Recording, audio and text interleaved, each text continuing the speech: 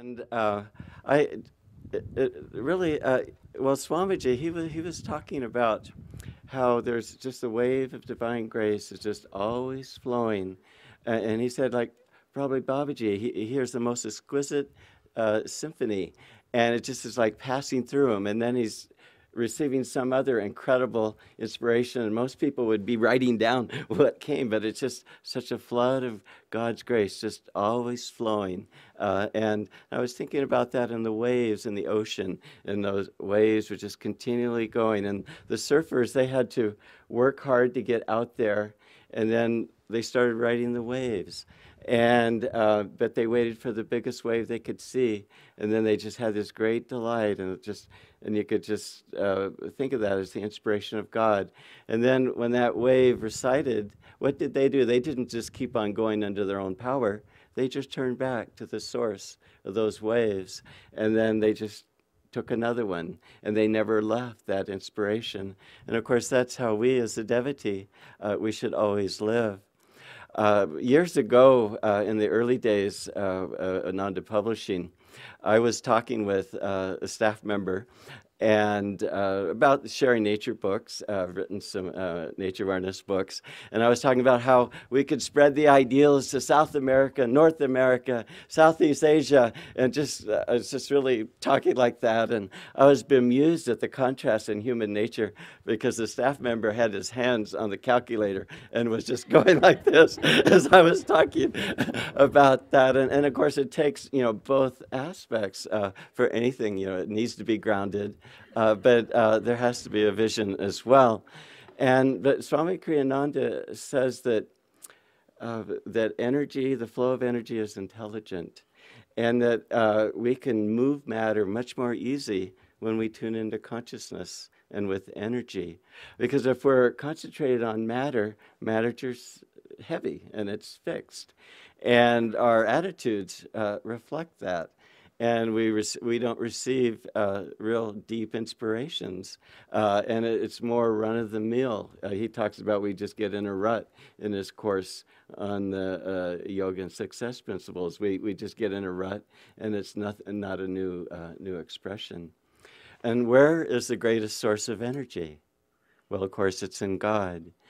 God just projects from spirit into the causal world, into the astral world, and into the physical world. In July, I had an experience I don't normally have. I took Panchakarma to Ayurvedic treatment, and during that treatment, they put this dodam with flour, and then they put things to help awaken the heart chakra. And then they chanted mantras, and I chanted mantras and that. And what happened from that experience after they had done that is that I started to feel the masters individually in my heart, and them looking out through the heart from their eyes out into the world. And I saw their two eyes, and then I thought, well, the inspiration came that thy eye be single, that they have the consciousness of the spiritual eye. And then I had felt the presence of the spiritual eye. And for the next 2 days, I felt everything, every life experience was just a reflection of that energy flowing through the spiritual eye. And what's very interesting about that experience is that that's happening to us all the time. God, that movement of God creating all creation is being projected through the spiritual eye, and that spiritual eye, of course, is mirrored within ourselves. And it behooves each one of us is to go inside and to go deep and to catch that wave like the surfers and then ride that inspiration, because then our efforts, of course, are an expression of God and God's will and in that flow of grace. Swami said something very, very profound and very practical, because maybe I'm talking a little bit sort of broader and beyond our normal experience in life. I know it's beyond my normal experience of life. But he said that get centered and let the universe help you. And he's been saying that for years. And of course, we're all discovering, what does that really mean? I remember him at one point saying, Swami Kriyananda said that outer events will adjust to your inner control. And that's because your energy is centered more in the spine, where our spiritual spine, the astral spine, and where our energy, the life force, is concentrated. And it has a very high vibration. And it's not gone into manifestation yet, that energy. And so so everything that has greater magnetism, as Dhammaraj was talking about, and so things change to that greater reality that we're experiencing within ourselves. And it's one of the most practical things I've ever heard of, because life changes according to your energy. There's an amazing story that Nayaswami Krishna had sent around. I don't know how widespread, but it was about Swami Ramatirtha. And he was a great saint of willpower, and just a great saint on many, many levels. And he was on a train one day, and it was overloaded. I don't know if there's an underloaded train in India, but this train was overloaded. And it was going up a steep incline. And because it was carried such a heavy load, it couldn't make the hill. And so the engineer backed up the train and then took a running start and raced for the top of the hill, but didn't make it, and had to go back again and tried several more times. And Swami Ramatirtha, realizing that this train needed help, he just sat quietly and he interiorized his energy. And then he put his will in that train.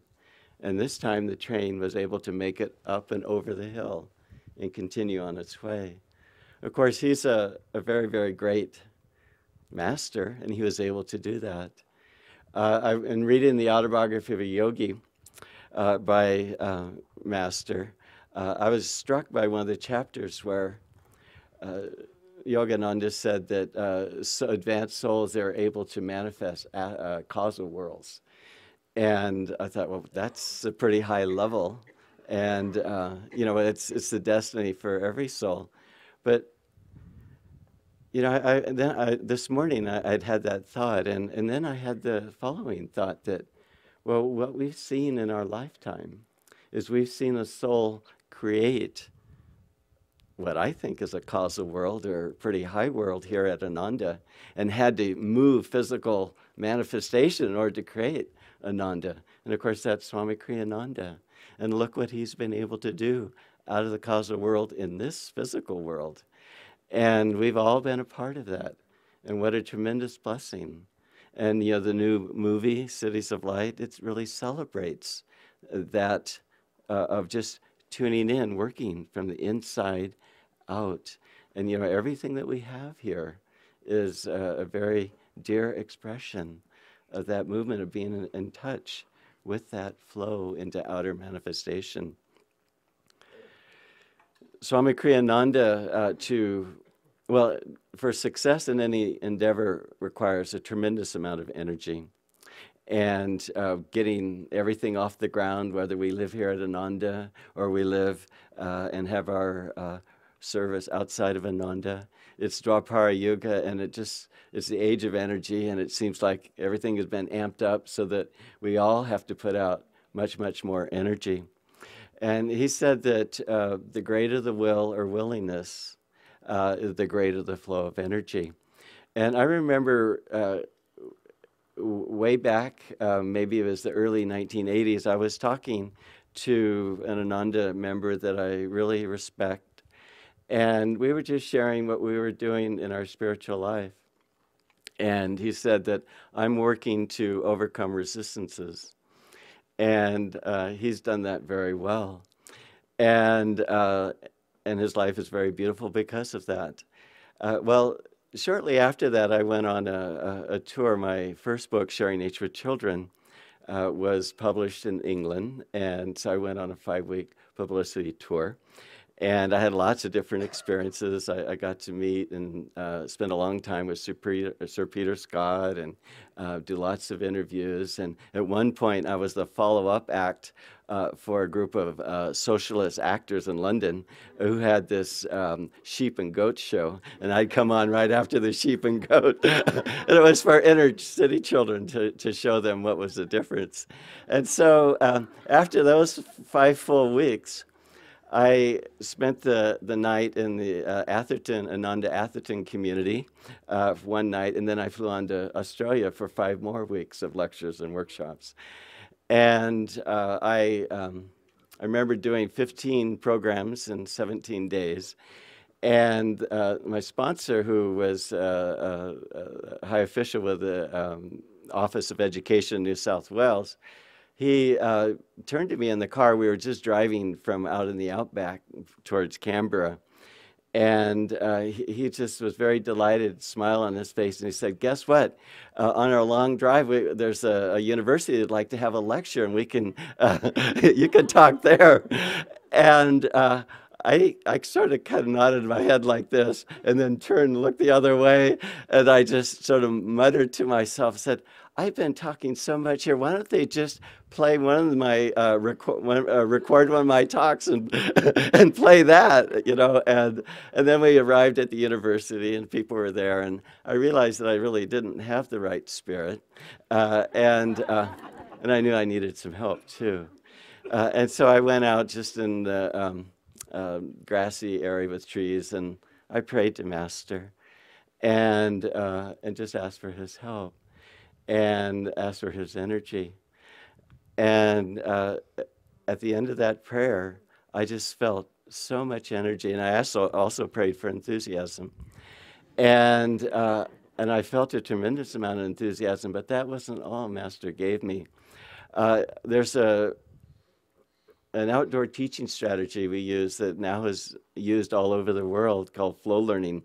And it uses yogic principles of learning to direct the energy upwards through engaging experiences. And that was given to me. I had had sort of sneaking suspicions about what that was or what it could be, but it came very, very crystal clear to me. And I was having so much fun with that the lecture went well over an hour over the scheduled time, and everybody else had to leave. I wanted to keep people there and keep talking about it because it was so thrilling. And I haven't been able to do that all the time when challenging things come, but it's always a lesson that I've always remembered, is that God really wants to give us everything, everything. And if we're willing, you know, he'll put us in different situations, and a lot of times these situations don't seem to make sense or seem unreasonable on his part, you know, or maybe, you know, maybe I shouldn't be doing this. But if we're open, God, of course, knows what he's doing, and he's given us the opportunity in each of those situations to rise and to give us more. Swami Kriyananda has talked about the secret of creativity is to raise the energy in the spine. And Swami Kriyananda has talked about with the Om, listening to Om, that it gives you the cosmic mind, a universal intelligence. There's an actual siddha, a spiritual power associated with listening to Om. And that's mastery over cosmic energy and the ability to get things done quickly in this world. Well, isn't that a pretty neat thing for today? You know, in terms of accomplishing things. And that's just going back, going from the inside, getting in touch, and then coming from the outside. And Swami Kriyananda it's just the way he works is so thrilling because it's just so totally inspired. And he works hard. He pushes himself. But there's a sense of ease, a tremendous sense of ease in the way that he is bringing things into manifestation. And that's the challenge for each one of us, is to become more like Swami Kriyananda. And it's something that we all are, junior Swami Kriyananda's, and we've been working with the principles that he and Master have shared with us. And his example is showing us that it could be just so much more exalted, and through going inside, getting in tune with that energy, and then coming out again. I read a story about a devotee of Paramahansa Yogananda. When he was 19 years old, he had become really an acclaimed rock star. And people were saying that he was probably going to be the best guitarist in the rock field that there ever was.